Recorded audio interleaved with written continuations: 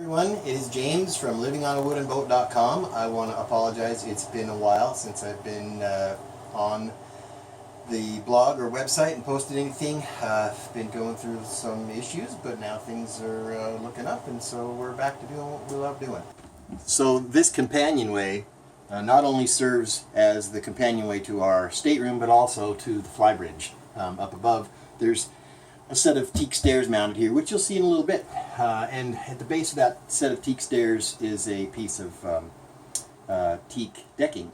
And that teak decking, where it meets the joint, of course, that's going to be an area where it's going to want to accumulate water and leak. And you can see here, it's been leaking here for quite some time. And then up underneath of here, there's damage that's been repaired once before. So we did some things last fall to stop this leak, and we had to make sure that the leak was stopped before you start. You know, the last thing you want to do is sand this, make this pretty, and varnish this, and then have to come back and redo it because it's just gotten ruined from the leak. So we found the leak outside, and we stripped away some of it, and I wanted to go through that with you, and we're going to step outside and take a look.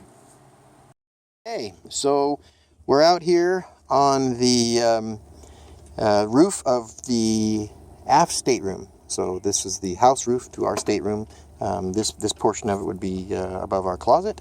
This is the part that we were looking at inside, where the companionway goes down to the stateroom, and then of course these are the stairs that go up to the flybridge. So there's a few things that we're going to use today to clean out the rot. So first of all, you have to find the rot. The next thing to do is to determine whether it's something that can be repaired with filler, or whether it's something that you should cut the piece out and actually replace it. I'll be honest with you, unless the piece is completely rotted through, I don't usually replace them. I like to use filler where I can. It's just a lot simpler process. You know, cutting it out, you still have to use filler. You just have however many joints, 4 or 3 if you're using a triangle or whatever shape you're cutting out, that you have to fair in as well. So this is just a little convenient, I guess, and it still makes a good repair, and that's important. But we're going to use some tools right now to clean it out, and these are the tools that we want to use. So we've got a nice sanding block here. I recommend one that uses the hook and loop style base.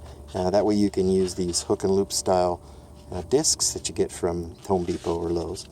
It's important to have something that this is a good one, because you can curl the edges of it up, and then you have that nice edge to get a square edge with, like on the sides here, where the decking actually meets the deck. And then you have to have a flat surface like that. So anyway, nice sanding pad. That's a good thing to have.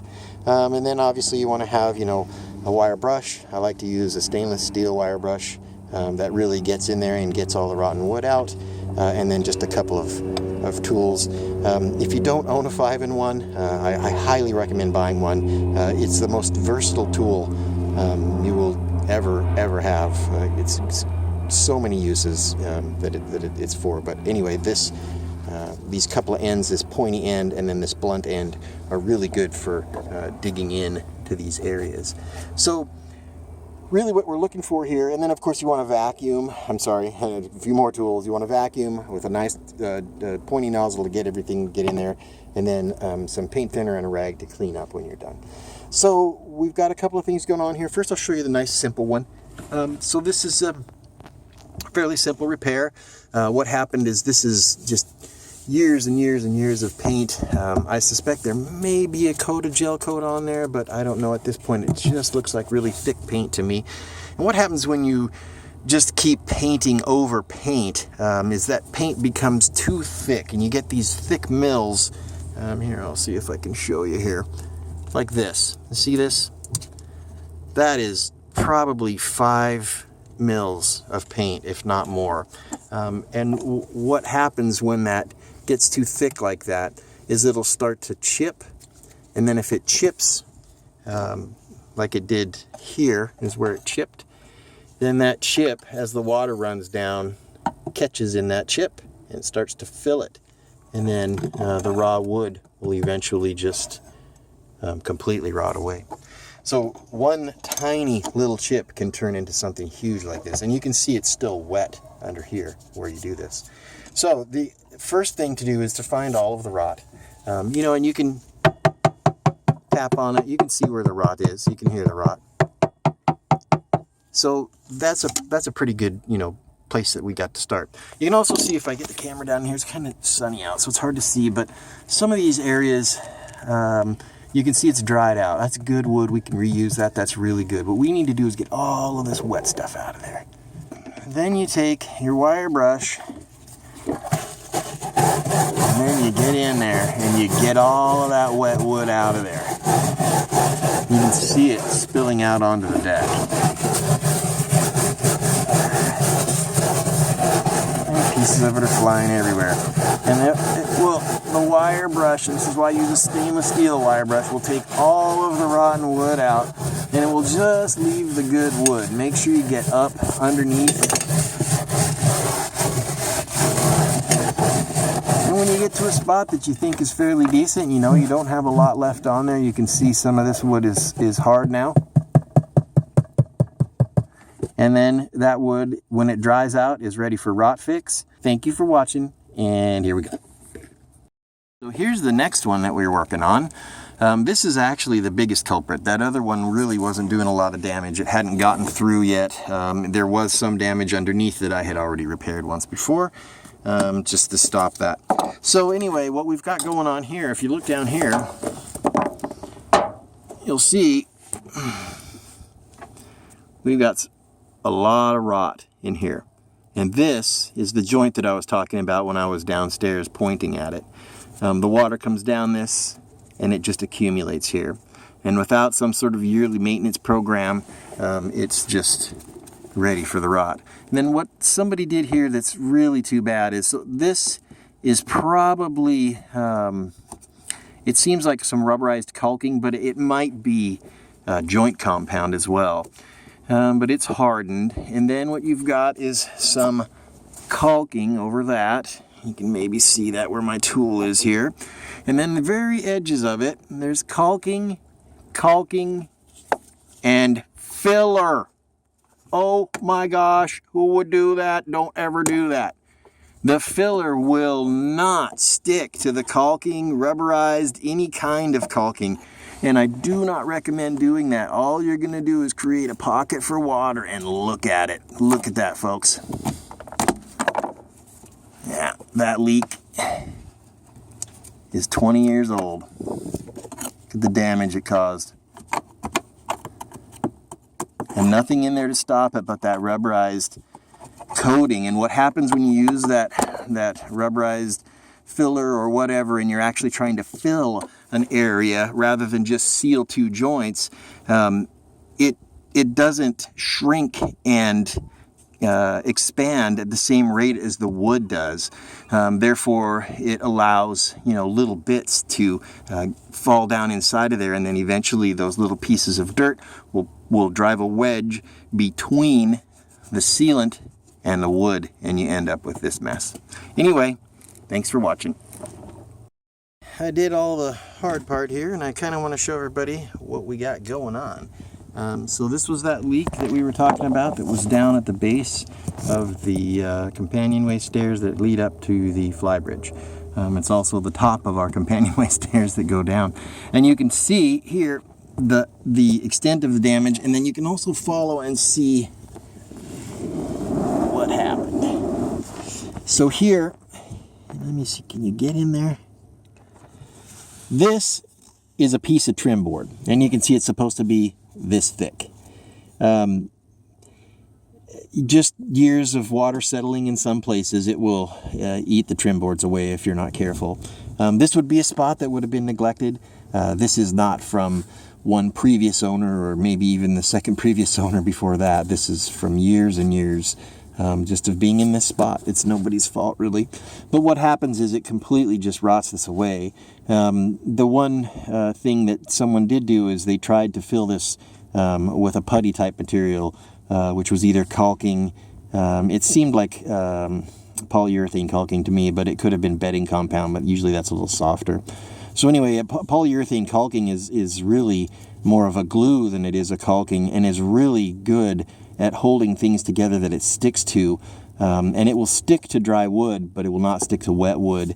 And it only takes a matter of time before it leaks in, and then the water just comes in unimpeded.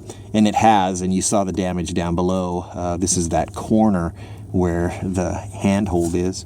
So what we'll do, because we live on this boat now, honestly what you should do is you should take this piece of trim completely off and replace it with another piece, which I will do later on down the road. But right now I have a number of projects to get done, and to be honest with you, we really want to get out on the water and enjoy our boat. Sitting at the dock working on it is not something that, while I enjoy it, it's not what I do this for. Anyway, so what we'll do is we will fill this with an epoxy putty that I use, and then I'll shape it down since it's painted white. So you won't really notice it. And then the putty that I use to fill this with, the epoxy putty, it actually becomes part of the wood, and because it's wood-like in its structure, it doesn't allow the water to flow in past it. So it works really good. It's meant for this purpose, and like I said, we'll talk about that in a couple of videos. So anyway, I wanted to show everybody where we're at and what we're going to do now, and we will talk to you later.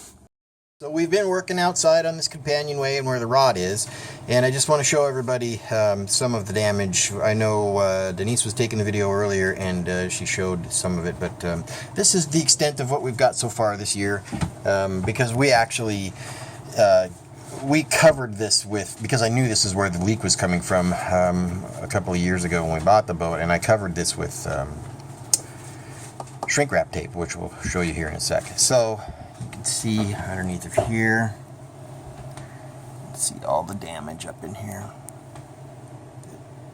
And then this is it's all solid now, so it just needs to be sanded, repaired, finished like I do things.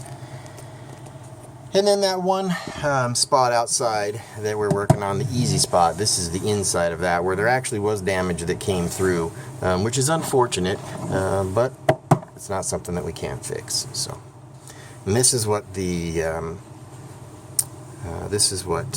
is quick fare on top of sculpt wood, and we'll show you that here in just a minute. So this piece here, we couldn't really pull this out because it's pretty, and you'll ruin it. And I think this is just a piece of veneer, but nevertheless, that's why we're going to use the sculpt wood on this, which we'll take a look at here in just a sec. So we've been talking a little bit about a couple of products that we use. One of those products is Rot Fix, which we don't have any of today, but today I've got a couple of products that I want to show you. First and foremost, the one thing, if you own a wooden boat, you need to invest in some shrink wrap tape. Now, what this tape is designed for, you'll see boats that have the big white tarps over them, and those big white tarps are, of course, heat shrink or shrink wrap tarps. It's 3-4 mil thick. It's really thick stuff, and then it reacts to heat. You put it on first, and then you shrink it up, and it works really good. We restored our sailboat years ago, and we used that to make a tarp. And that is when we discovered the uses of this tape. Especially for a wooden boat that has a white house. If you get a leak and you need to fix it fast, you take some alcohol out there, you wipe the spot off, this stuff sticks to anything. And it lasts pretty good, and when it starts to come off, because the UVs have actually cooked the glue, it's easy to remove the residue with paint thinner. So this is 20 bucks a roll.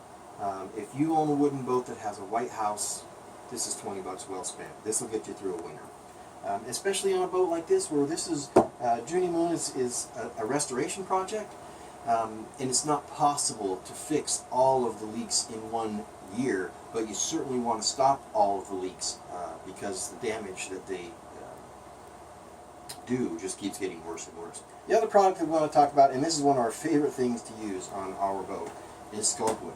So Systems 3 is a company that everybody that has a boat should be familiar with, and those who don't have a boat and you're thinking about a boat, remember that name. Systems 3 is a great name in boating products. This particular product, sculpt wood, is one of my favorite products to use on a boat like this. Now, like I've said before, you don't want to just go willy-nilly with this stuff and use it everywhere. Some places really need to have the rock completely cut out and then basically, weld a new piece of wood in there. You want to be mindful of the wood that you're replacing, and we'll get into that later. But just a quick note on that.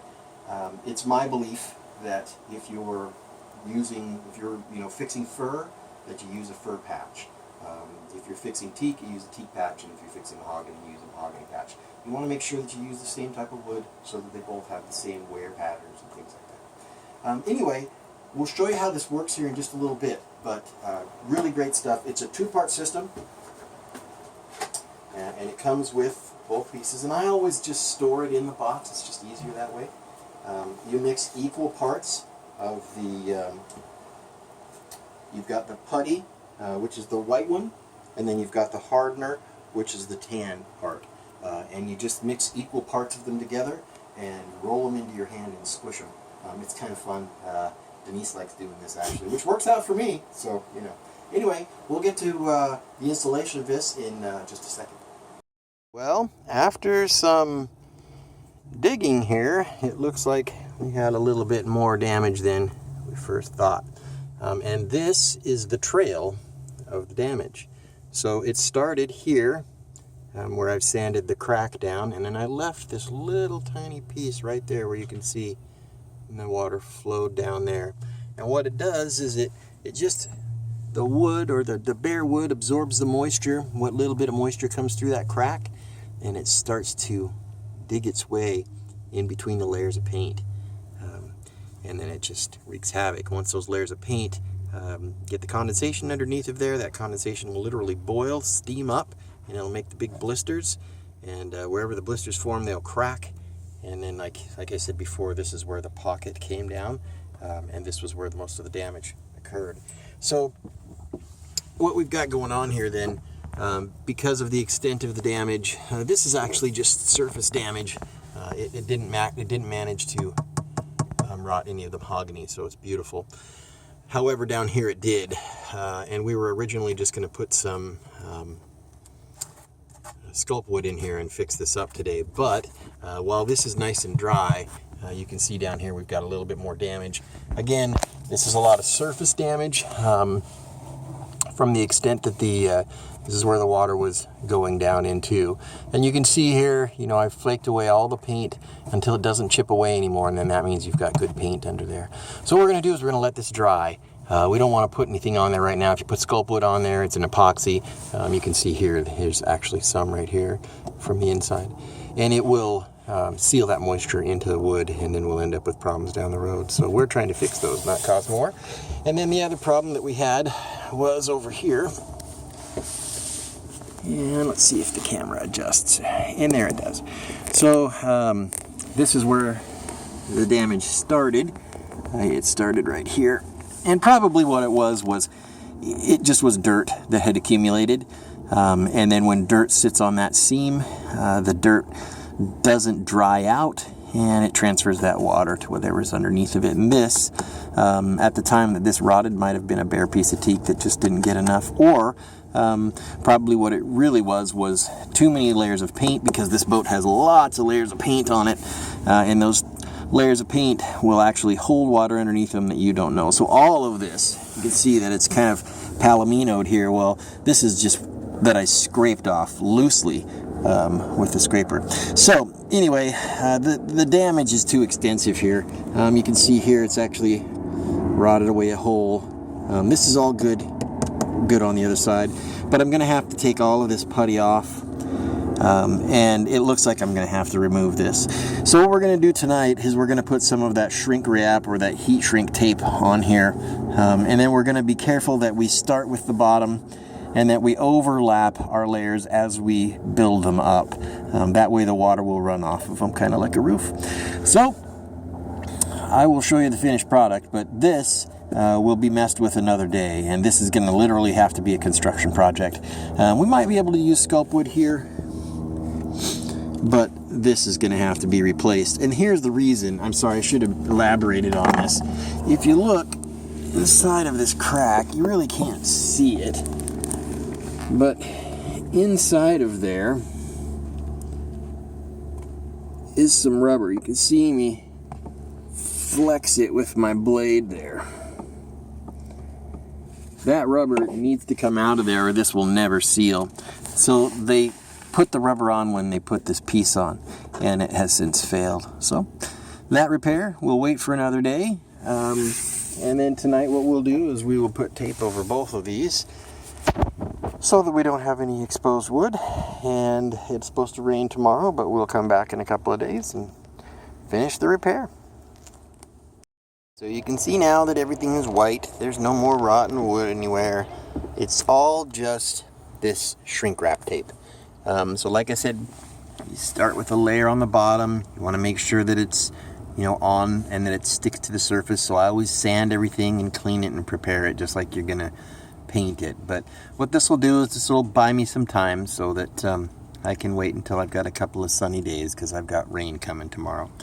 And you know, the rod is still right underneath of there. You know, you might be able to see the shadows. But yeah, that'll keep us out of the water. And then the other thing that I did was I actually finished the caulking on this edge. So I put some elastomeric caulking on there. Elastomeric is a good caulking if you want to use it on joints that might move. Also, it's a paintable caulking, and that is a really, really important thing to know about the caulking that you use before you use it, is whether it's paintable or not. So then one last thing I wanted to show everybody is that, so this is a spot where I barbecue, and it's our Magma barbecue. And one of the things, you know, what I always do is I always just set the tools here. And I thought, you know what, I got some hooks. Why don't I hang some hooks here with some shallow screws? And of course I sealed this. So you got to be careful with that. Anytime you put a screw into anything in a boat, whether it's fiberglass or wood, you want to use sealant behind it. So these are sealed. I wanted these glued on there, so they're actually sealed with 3M 5200, which is a true polyurethane, and it's really, really good stuff. But you got to know when and where to use it. Anyway, if you own a Grand Banks and you're looking for a place to hang your barbecue stuff, works really well for me. Okay, thanks for watching.